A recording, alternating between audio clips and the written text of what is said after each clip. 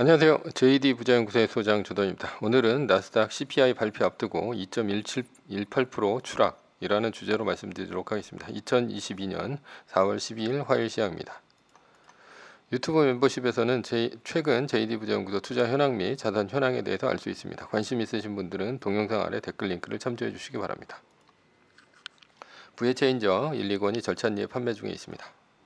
뉴욕 마켓워치 8% 웃도는 CPI 온다. 주식 떨어지고 채권 달러 혼조다라는 기사가 있는데요. 어제는 나스닥이 2.18%, S&P 500 지수는 1.69%, 다우존스 지수는 1.19% 하락하며 3대 지수 모두 하락했습니다. 메인 이슈입니다. 나스닥 CPI 발표 앞두고 2.18% 추락. 어제 미국 10년물 국채금리가 2.83%까지 가파르게 올랐습니다. 이유는 오늘 미국 CPI가 한국 시간 9시 30분에 발표됩니다. 그런데 CPI가 8%를 넘을 것으로 예상하고 있습니다. 이에 연준이 더 긴축적으로 나올 것으로 예상하며 더 많이 올랐다는 것이죠. 달러 인덱스는 100을 넘어가며 달러 강세가 이어졌습니다. 그러나 미국채 금리가 올라가기 때문에 미국채 가격은 떨어졌습니다. 그리고 주가도 하락했습니다.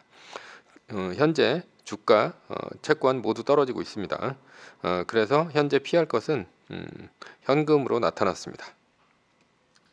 현재 오르고 있는 것은 경기 방어주 정도밖에 없습니다. 벅시어 회사이나 통신주 뿐이 있죠. 가치주인 경기 민감주 같은 경우는 다 떨어지고 있습니다. 그러니 앞으로 금리 올라간다고 가치주 사면 안 됩니다. 은행 주식도 금리가 올라가면 기업 실적이 나빠지고 물가 때문에 신흥국 시장이 나빠질 것이기 때문에 더 떨어지고 있습니다. 정유 주식도 WTI가 떨어짐에 따라 하락했습니다. 어제 마이크로소프트는 MS 오피스의 수익이 안 좋아질 것이기 때문에 3.94% 하락했고요. 엔비디아는 PC 수요 둔화 우려로 5.2% 하락했습니다. 중국의 생산자 물가지수가 8.3%로 발표되었습니다. 중요한 것이 이제 중국 같은 경우는 생산자 물가지수가 중요하고요. 미국 같은 경우는 소비자 물가지수가 중요하다고 그랬죠. 이유는 중국이 이제 세계의 공장이니까 생산자 물가지수가 오르면 안 좋은 거고요.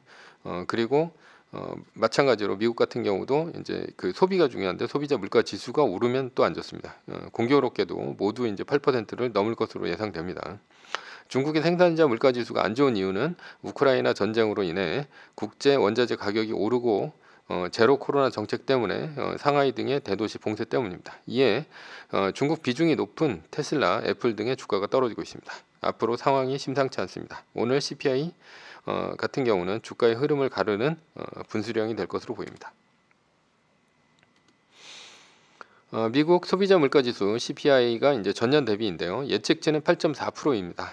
이번에도 예측치 정도 나오거나 아니면 2 이상 나온다면 아마도 연준은 더 매파적으로 나올 것이기 때문에 주가는 더 많이 빠질 것으로 보입니다. 오늘 미국 선물은 그 영향으로 마이너스로 가고 있습니다. 9시 30분 가까이 가면 더 빠질 수도 있습니다. 우리는 이 많은 뉴스를 조합해서 판단할 필요가 없습니다. 기계적으로 리밸런싱 하면 됩니다. 금리 올렸는데 5%씩 리밸런싱 하는 거 아니냐 이렇게 물어보는데 아닙니다. 리밸런싱은 무조건 2.5% 떨어질 때마다 10%씩 파는 것이고요. 마이너스 3%가 뜨면 그때는 전고점 대비 비율대로 팔고 그리고 이제 5% 떨어질 때마다 10%씩 사는 것입니다. 즉 리밸런싱은 2.5% 떨어질 때마다 10%씩 파는 것이고요.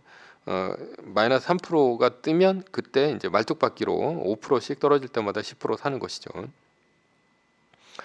세 가지 시나리오가 있는데요. 처음에는 이제 부정적입니다. 이것은 이제 기준가를 178.96달러, 86달러, 96달러죠, 96달러에 놓고 이제 보는 것입니다. 그래서 이제 앞으로 떨어질 일만 남았다.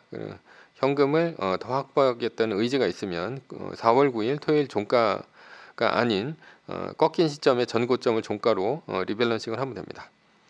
2022년 3월 29일 종가인 178.96달러로 대응하면 됩니다. 현재 애플이 165.75달러이니까 20% 정도 매도를 하면 됩니다.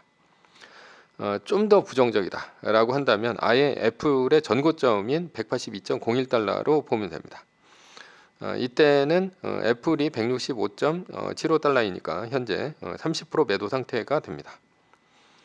반대로 이제는 긍정적이다 이렇게 본다면 애플이 4월 9일 종가인 170.09달러가 이제 기준가가 됩니다. 이때는 애플이 165.75달러이니까 10% 매도 상태가 되는 것이죠. 본인이 시장을 어떻게 바라보느냐에 따라서 세 가지 버전으로 대응하면 됩니다. 리밸런싱을 하는 이유는 떨어졌을 때 줍줍하려고 하는 것입니다. 그런데 하나도 팔지 않으면서 줍줍을 한다고 하는 사람들이 있는데요. 어떻게 팔지 않으면서 줍줍을 합니까? 이 경우 현금이 많은 경우거나 아니면 미미한 돈으로 줍줍하는 경우입니다. 미미한 돈으로 줍줍을 하면 애플의 주식수는 늘어나지 않습니다. 차라리 그럴 거면 팔지 말고 존버로 대응하는 편이 낫습니다. 리밸런싱을 하는 이유는 다시 말하지만 떨어졌을 때 현금을 확보하여 주식수를 늘리려는 것이 의도입니다. 결론입니다. 떨어지는 장에는 리밸런싱으로 대응하면 되고 마이너스 3%가 뜨면 말투밖에 하면 됩니다. 서브 이슈입니다. 취미로 일을 하면 가난한 이유. 사람들은 얘기합니다. 좋아하는 것을 하면서 돈을 벌면 얼마나 행복하냐고 말입니다. 그런데 왜 좋아하는 것을 하면서 돈을 못 벌까 원망을 합니다. 자신이 선택했으면서도 말이죠. 그렇다면 왜 좋아하는 것을 하면서 돈을 버는 것이 힘들까라는 것이죠. 왜냐하면 내가 좋아하는 것이 돈을 버는 데 있어서 꼭 필요한 필수적인 일이냐 아니냐에 따라 다르기 때문입니다. 예를 들어서 변호사도 그냥 로스쿨 나와서 변호사 하는 것보다 검찰 출신, 부장검사 출신 또는 이제 판사하다가 나와가지고 변호사 하는 사람이 돈을 많이 법니다. 형사 사건이 돈을 많이 번다는 얘기죠. 왜냐하면 민사 사건은 그리 급한 것이 아닙니다. 그러나 형사 사건은 구속이냐 아니냐로 나뉩니다. 재벌 회장이 구속되느냐 마느냐로 돈을 얼마나 지불할지가 나뉜다는 얘기죠. 그래서 요즘 중대재해법으로 대형 로펌이 돈을 많이 버는 이유는 사장의 구속 여부 때문입니다. 그런 면에서 현재 의사가 인기 있는 이유이기도 합니다. 의사는 중세 시절 이후부터 인기가 쭉 있어왔던 직업입니다. 다만 우리나라는 조선을 거쳐 후진국을 지나 선진국이 되었기 때문에 2000년대 이후에 인기가 치솟았습니다. 조선시대에는 중인으로 천대당했고요. 후진국 시절에는 수출하는 직군보다 덜 벌었는데 소득 수준이 높아지면서 인기가 올라간 이유이기 때문입니다. 그러나 선진국에서는 예전서부터 직업으로서 인기가 있었습니다. 인기가 있는 이유는 의사는 사람의 생명을 다루는 일을 하기 때문입니다. 죽으면 돈도 필요 없습니다. 즉 의사는 형사사건의 변호사보다 더 필수적인 일에 속한다는 얘기죠. 그래서 의사라는 직업을 갖는다면 평범한 사람들 중에서는 중산층으로 올라갈 수 있습니다.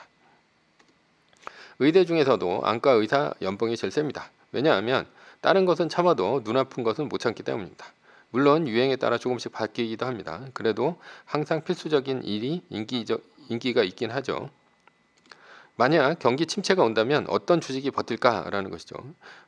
경기 방어주라는 것이 있습니다. 바로 식품 회사입니다. 먹고는 살아야 하니 경기 침체가 오면 수입이 줄어듭니다. 따라서 필수 소비를 빼고는 모두 줄이는 경향이 있습니다. 그러면 무엇을 먼저 줄일까요? 불필요한 것을 먼저 줄입니다. 경제 공황이 와서 회사에서 잘렸습니다. 그러니 돈이 없습니다. 바로 필요 없는 것을 줄이는 것입니다. 문화, 게임, 여행과 같은 소비입니다. 직업에 있어서 경기에 민감한 것이 바로 문화에 관련된 일입니다. 경기가 좋을 때는 흥청망청 하다가 경기가 안 좋으면 허리띠 졸라맵니다. 코로나가 한창일 때 행사 MC를 다니던 인기 MC가 일이 없어지자 배달 라이더가 되었다는 것은 당연한 일입니다. 행사는 필수적인 일이 아니고요. 먹고 사는 것은 그래서 배달을 하는 것은 필수적인 일이기 때문입니다. 그러니 결국 내가 갖고 있는 직업이 필수적인 일인가 아닌가입니다. 생명에 관한 급박한 일인가, 구속될 정도로 급박한 일인가, 아니면 없어도 되는 일인가에 따라서 내 수입이 정해집니다. 그래서 내가 좋아하는 일은 돈이 안 됩니다. 그런데 돈이 안 되는 일을 하면서 돈을 못 번다고 얘기하는 것은 아이러니 아닙니까? 내가 좋아하는 일은 먹고 마시고 노래 부르고 춤추고 노는 일입니다. 그러나 이런 일은 산업혁명 이후 노금기가 나오고 소위 망했습니다. 왜냐하면 복제가 일반화되었기 때문입니다. 예전에는 복제가 되지 않아 공연문화, 즉 대면하는 것이 일반적인 마당놀이라든가 오페라 등으로 먹고 살 수 있었습니다. 그러나 복제가 일반화되고 나서 탑 오브 탑만이 돈을 벌게 되었습니다. 빈익빈 부익부가 더 심하게 되었다는 얘기죠. 탑으로 갈수록 훨씬 부자가 되었습니다. 왜냐하면 노래 잘하는 동네 청년의 노래보다는 인기 팝 가수의 음반을 스마트폰으로 스트리밍으로 듣는 것이 더 싸고 좋기 때문입니다. 노래 잘하는 동네 청년은 망했지만 일반 시민은 더 많은 문화생활을 누리게 되었습니다. 따라서 내가 좋아하는 일을 하면서 돈을 번다는 것은 초일류 재주가 없다면 망상입니다. 그런데도 왜 즐거운 일을 하면서 돈을 버는 것이 가능하다고 생각합니까?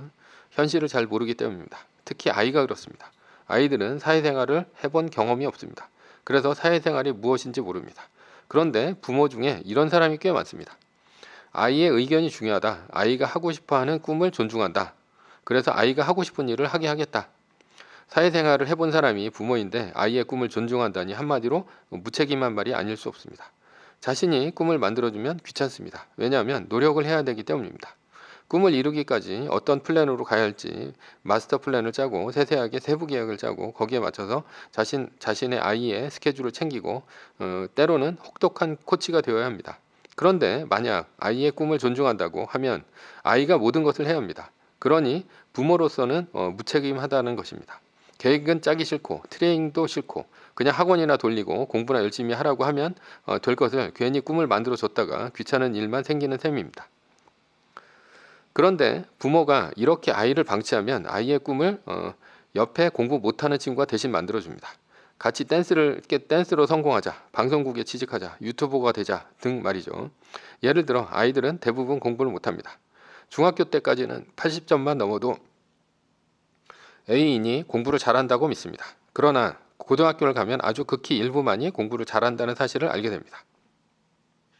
왜냐하면 고등학교 때 A, 즉 1등급은 4%만이 1등급이기 때문입니다. 그리고 2등급도 11%가 2등급입니다.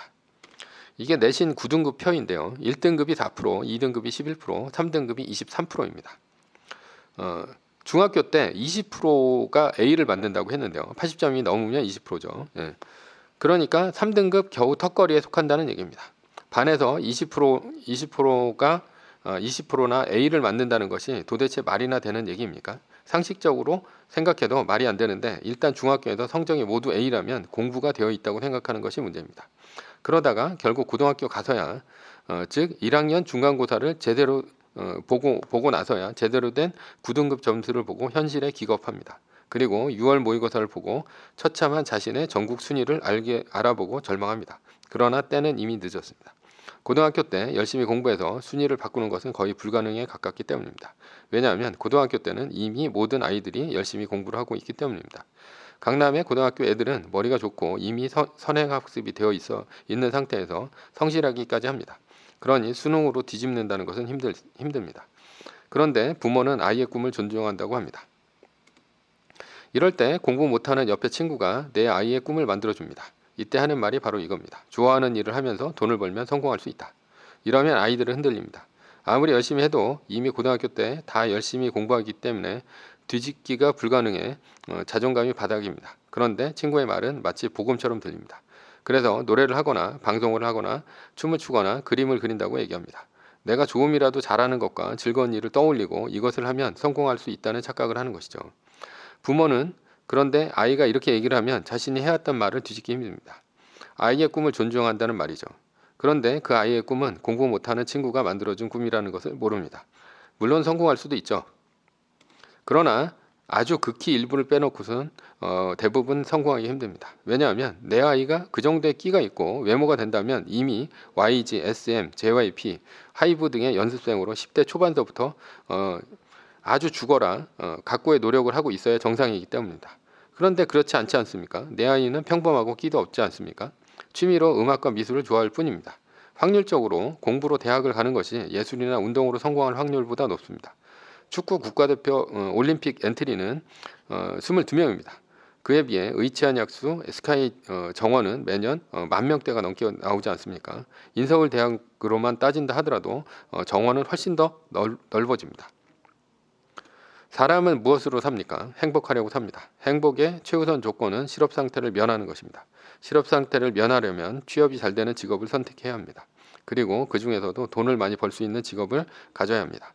그리고 그 일을 하면서도 행복해야 합니다.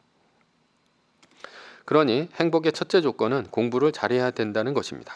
그래야 남들이 선망하는 직업을 택할 수 있습니다. 그래야 최소한 행복을 갖추는 것입니다. 행복감을 갖는다는 것은 5가지가 필요합니다. 첫 번째가 존중, 두 번째가 관계, 세 번째가 배움과 성장, 네 번째가 유능, 다섯 번째가 자유입니다. 존중이라는 것은 자신이 돈을 버는 것도 중요하지만 직업으로서 존중을 받는 것도 중요하다는 얘기입니다. 사기꾼이나 범죄로 돈을 벌 수는 있지만 존중을 받지 못하니 행복감이 떨어집니다.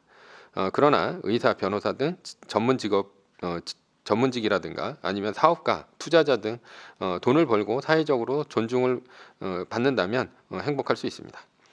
두 번째는 관계인데요. 주변에 나를 도와줄 친인척, 친구가 많을수록 행복합니다. 그래서 돈을 많이 벌어도 주변에 사람이 없으면 불행합니다. 세 번째는 배움과 성장입니다. 아무리 돈을 많이 벌어도 배움과 성장이 담보되지 않으면 불행합니다. 그래서 어느 날 갑자기 잘 다니던 직장을 그만두고 유학을 가거나 대학원 등에 진학을 하는 사람도 있습니다. 왜냐하면 내가 일을 하면서 배움과 성장을 할 수 있는가, 아니면 다람쥐 쳇바퀴 돌듯 같은 일을 반복하고 있는가를 생각하고 다람쥐 쳇바퀴 돌듯 생각하면 과감히 뛰쳐나가는 것입니다. 그래서 평소에 책을 보는 것이 배움과 성장에 도움이 됩니다. 네 번째는 유능인데요. 내가 일을 잘하고 있는가가 행복감을 불러옵니다. 일을 잘하면 주변의 인정을 받기 때문에 행복합니다. 다섯 번째는 자유인데요. 아무리 돈을 많이 벌어도 사회적 지위가 있고 남들의 존중을 해줘도 하루 종일 그 일에 목을 메고 있다면 불행합니다. 월화수목 금금금으로 매일 일을 하고 있다면 일에 치여 불행합니다. 그래서 사업가는 자기가 없어도 잘 돌아가는 시스템을 만들어 놓고 여행을 떠납니다. 취업이 잘 되는 직업은 그만두고 잠시 딴 일을 합니다. 배낭여행을 가보면 외국인 중에 간호사, 트럭 운전사, 요리사 등이 많았습니다. 이유는 이들 같은 경우는 한참을 해외에서 놀다 다시 본국으로 돌아가도 언제든지 취업이 가능했기 때문입니다. 아무리 안정적인 직업인이라도 365일 일만 하면 자유가 없어서 불행합니다. 결론입니다. 돈은 생존에 절박할수록 더 많이 안정적으로 봅니다. 그래서 돈을 잘 벌 수 있는 직업을 갖고 돈을 벌고 그 돈으로 좋아하는 취미를 하는 것이 즐거운 인생을 사는 비결입니다. 그래도 좋아하는 일을 하면서 살아야 한다면 돈, 명예, 권력 이런 것들 모두 포기하고요. 심지어 주변의 멸시까지 견디고 배고파도 내가 좋아하는 일을 하니 정말 감사하다는 마음으로 열정을 다해 살아야 합니다. 그럴 경우 인생이 쉽지만은 않을 것입니다. 매뉴얼입니다. 세계 1등 주식은 전고점 대비 2.5% 떨어질 때마다 10%씩 팔면서 리밸런싱을 하다가 나스닥 마이너스 3%가 뜨면 말뚝을 박는 것입니다. 그러다 반등이 시작되면 V자 반등 리밸런싱을 하면 됩니다. 자세한 내용은 JD부자연구소 다음 카페를 참조하시거나 동영상 밑에 리밸런싱 말뚝박기 댓글 링크를 참조하시기 바랍니다. 전제는 세계 1등 주식은 우상향 합니다. 위의 상황은 매뉴얼일 뿐입니다. 따를 사람은 따르고 참고할 사람은 참고하시면 됩니다. 주식을 사고 파는 것에 대한 모든 책임과 이득은 본인에게 있습니다. 매뉴얼을 지키려면 머리를 쓰지 말고 머리를 쓰려면 매뉴얼을 지키지 맙시다. 오늘은 나스닥 CPI 발표 앞두고 2.18% 추락이라는 주제로 말씀드렸고요. 지금까지 JD부자연구소의 소장 조단이었습니다. 컨텐츠가 좋았다면 구독, 좋아요, 알람 설정 부탁드립니다. 지금까지 들어주셔서 감사합니다.